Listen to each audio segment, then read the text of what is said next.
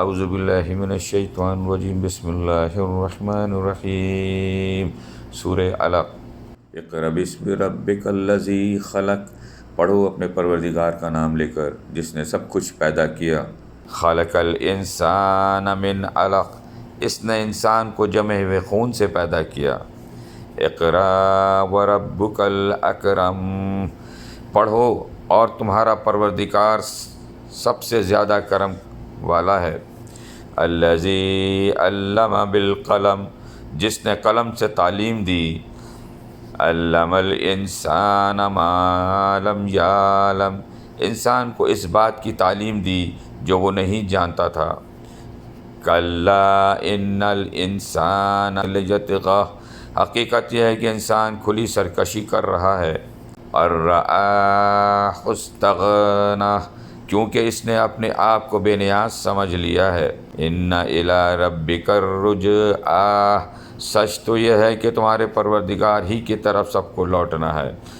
ارأیت الذی ینہی، بھلا تم نے اس شخص کو بھی دیکھا جو ایک بندے کو منع کرتا ہے۔ عبدا اذا صلی، جب وہ نماز پڑھتا ہے۔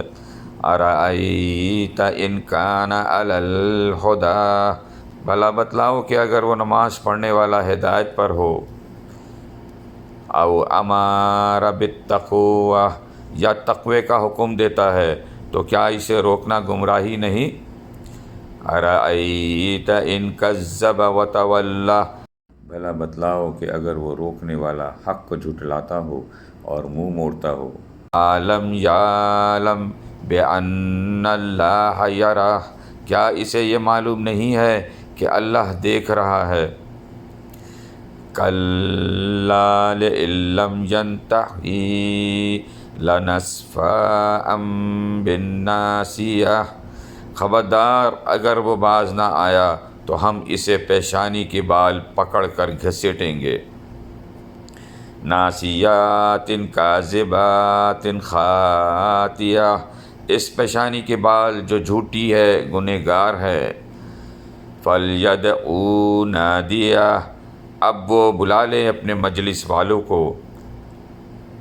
سندعو زبانیہ، ہم دوزخ کے فرشتوں کو بلا لیں گے۔ کلا لا تطعہ واسجد واقترب، ہرگز نہیں، اس کی بات نہ مانو اور سجدہ کرو اور قریب آ جاؤ۔